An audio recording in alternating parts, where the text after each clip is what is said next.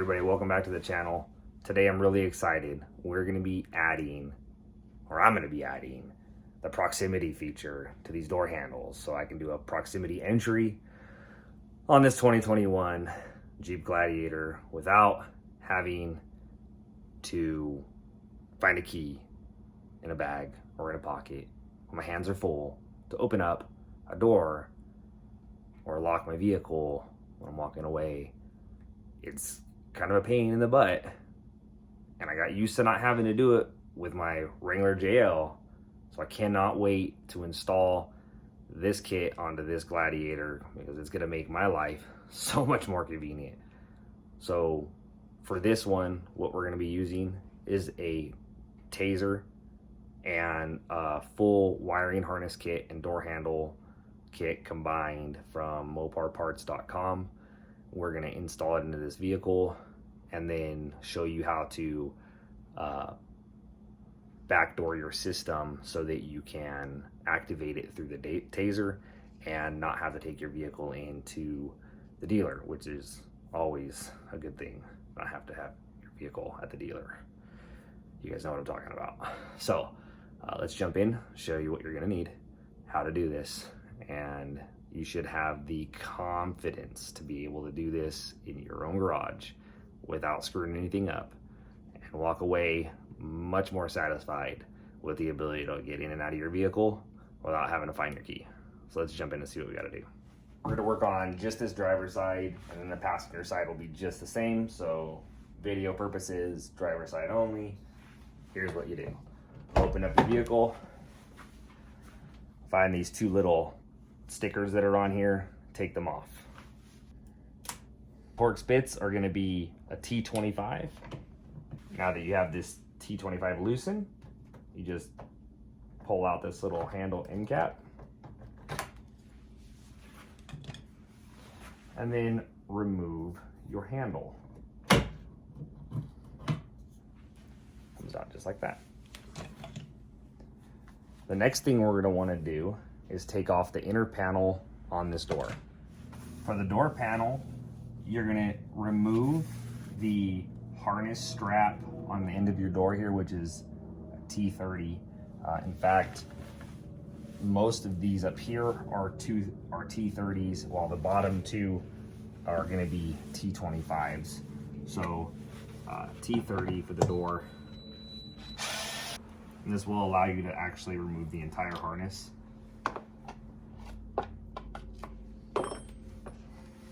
And then you have a panel behind your inner door handle that needs to be popped out.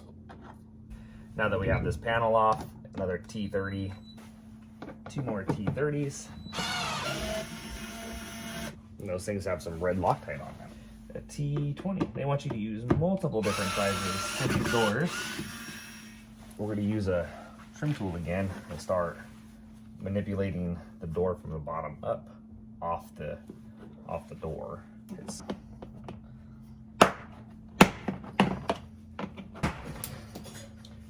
So one here, one here, one here, one here, one here, and one here, and then and one up here. And then what we should be able to do is just wiggle this guy up.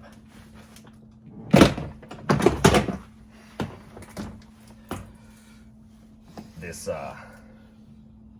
windowsill right here had this thing very tight in there. It didn't want to release. So now what we're going to want to do is this top cable, we're going to rotate out and over this little hook loop for this top one. Basically, this little barrel fits inside of this little cylinder, and then the cable slides in between the middle of it. So just if you're worried about the explanation. For this second one right here, what I'm going to do is retract the door handle and then rotate the use a pair of pliers to hold on to it so that you can slightly bend it where it needs to go. And get that guy released.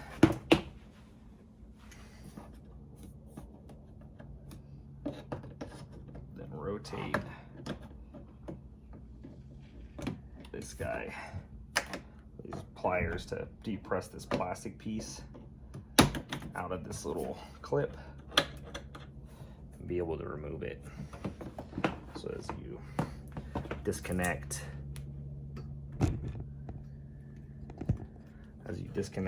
the harness that's connected to this shell to the rest of your wiring harness, there we go. Gotta really depress on that thing. But to show you, there's a little, that plastic piece slips into here. Okay, so this guy slips in to here, and then that knot actually has to go in to this barrel and then that way. So you first have to slide this through like such to be able to then get the handle to go in the direction that you want it to, so that you can release it. But that's to get this thing apart. So as for right now, this harness is good. What we need is this internal harness right here. Okay. So our next step is going to be to pop off these little guys here, roll down our window till we get these two little holders for the window in the right spot. We'll take off these bolts, manually slide the window back up and tape it up. Now that the bolts are exposed for the window bracket, we'll go ahead and use a 10mm to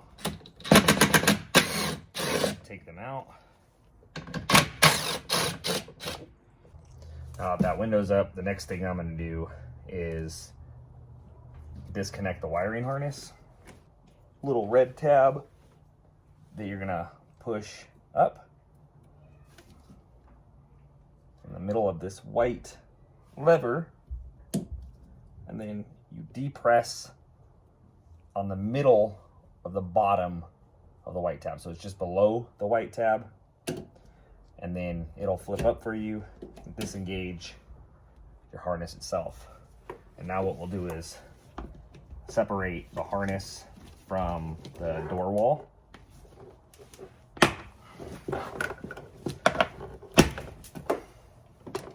And none of this harness is going to be reused again, except for this harness portion right here that's actually going to go to your mirror.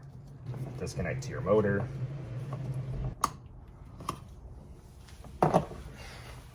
And then lastly, pull off this grommet right here. So now that this is primarily disconnected, we have one left, and that's going to be your mirror harness. Now the 10mm bolt.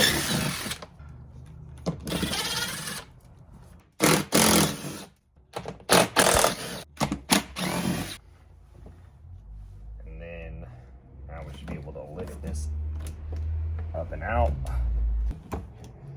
This part is hard to see, but basically what you want to do is disconnect the interior portion of your wiring harness right here, and then we're able to pull this harness out altogether, and we'll replace it with the new one. Okay, for the door handle, your part 6830 7272 AE is the end cap, and it's universal. It goes right and left. Okay, and then that's going to plug in after we put in also universal 6830 7269 AD. You have 2 of these. They're both universal. It doesn't matter which one you put on the driver or the passenger. That said, there's our new driver door handle with the proximity button. Oh my God. Okay, we'll slide that guy in. And that's gonna be plugged in. We slide that in, and then we're gonna slide in the end cap. And then what we'll also do is make sure that we obviously bolt it back down tight. Now the harness is specific to one side, so we'll get to that in a second. But let's button this guy back in. And honestly, this could have been done right after you took it off. I just chose to wait, but T25.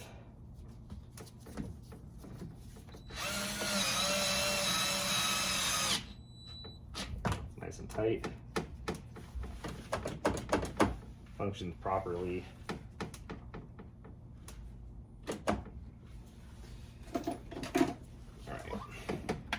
Now we'll replace this harness. Now the harness to the driver's side is going to be the 333 AG, okay? 333 AG. And we'll just basically feed this thing back through the same way that we took the other one off. And start off here. That goes there. We're going to go ahead and feed this whole portion through. And then there's a special thing for this long harness part because it has to go up and around to the inside of your door handle. So there's 2 parts to it. There's the plug-in and then the end. And those 2 connected are what tell it that you grab the handle. So we'll plug these 2 in. And put that little grommet back in place. A little weather seal.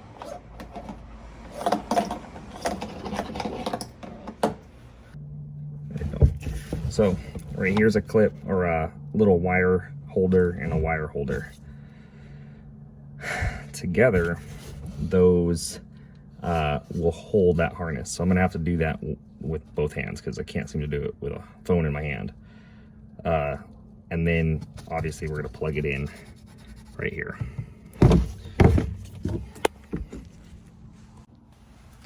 So now we got that guy in, and we want this little box end with the tab to be facing outward. And that's the other end of your handle that went in first. So now both of these are going to be held out of the way from the window going up and down on that bracket right there. Everything will be out of the way, and then we'll reconnect the other side. So now we'll put in this top lip first. Get the window harness out of the way. Back in. We're gonna refasten the motor.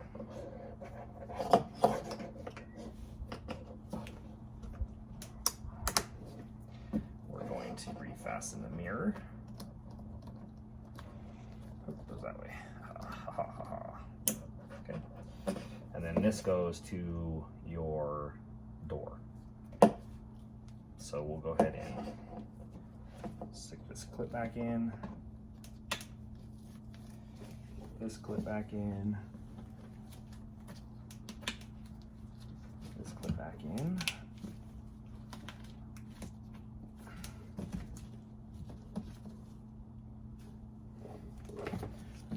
Fasten this guy back there, and this guy back here. Now you have your harness back to your door where it'll loop. So all we have to do now is reattach everything. All right, what we're gonna do now is slide this little retention bar back through the little loop. Use our T30s to go back into the door. All of this stuff is out of the way now. We can go ahead and lower our window bracket back down. We secure the windows using these that were already in place. And what we're gonna do, just to make sure everything works correctly before we put it all back together in regards to the window, is we're going to plug back in our door harness. Now that that's working, let's go ahead and bolt this panel back in place.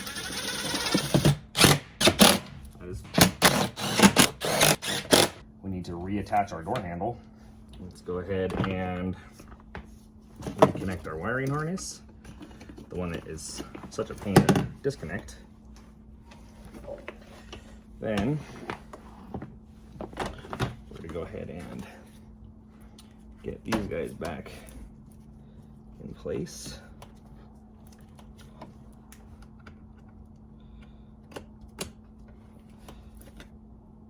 This one's super easy to put back in. Just loop it in, pull it back, and then clip it back into place. Ta-da! Super easy. Now the other one shouldn't be too hard itself either, because that one is just on a tumbler. Okay, this guy's on a tumbler right here, and well, this guy right here is on a tumbler, so it should be pretty easy. In,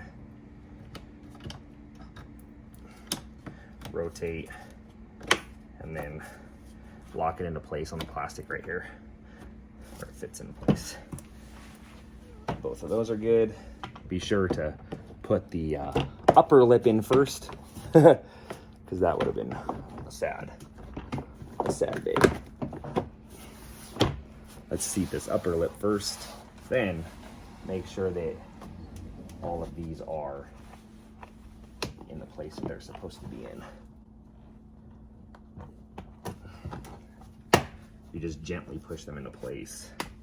You should have no troubles at all. Now the final step for this door panel, 30 millimeters, back where they belong. We'll go ahead and put these T20s in.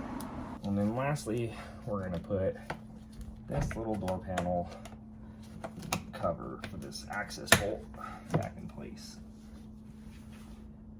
We'll cover back up our foot panel. So obviously this is done, the window works.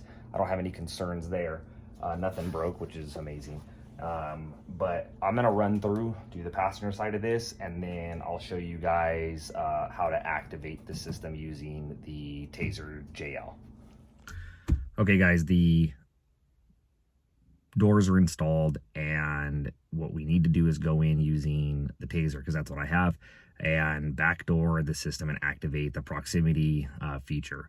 So let me show you what we need to do that. If you have something other than a Tazer, it's going to be a different process. I'm sure there's another way to do it besides that, but we're doing it with the Tazer JL.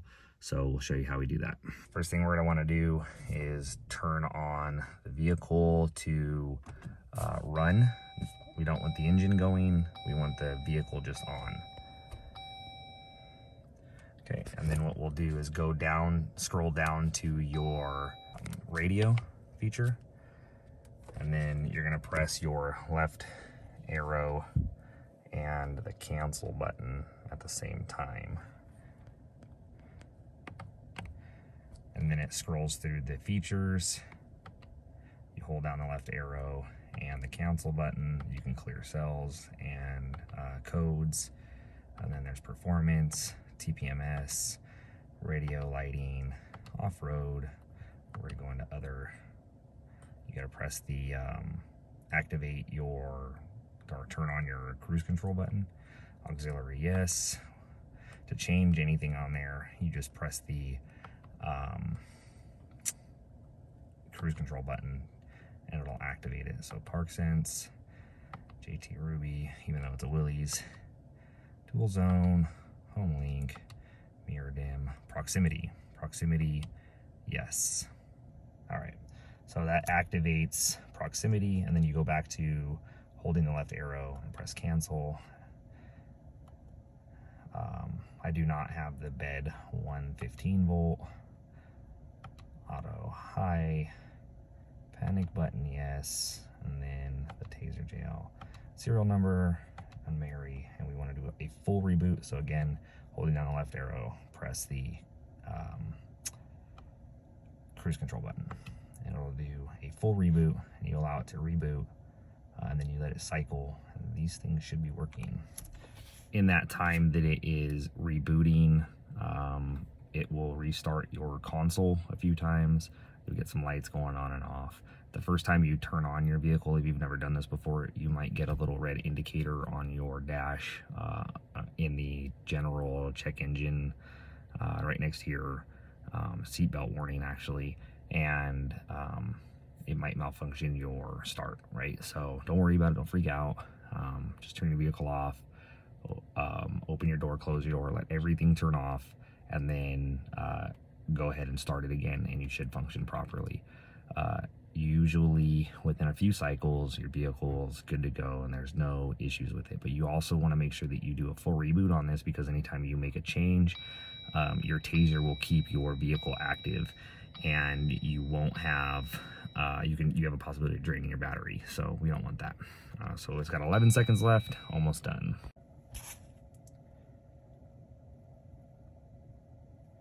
So this is the little red dot that I'm telling you about.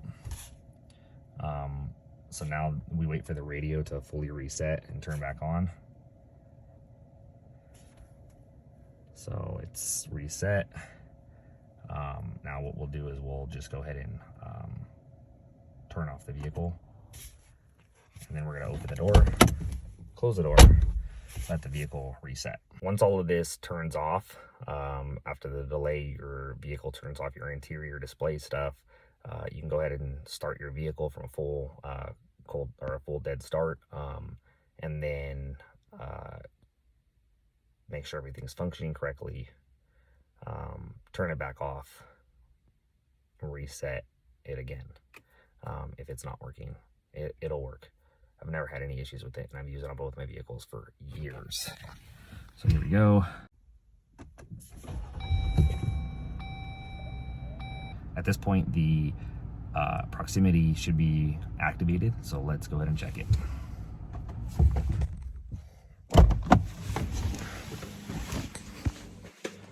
Grab the key,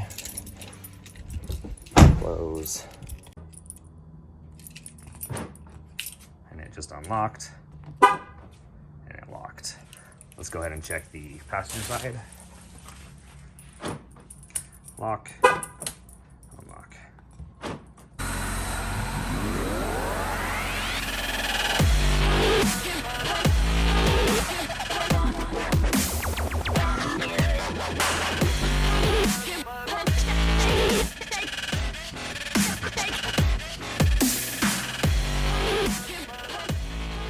All right, install's done, went super smooth. I love it.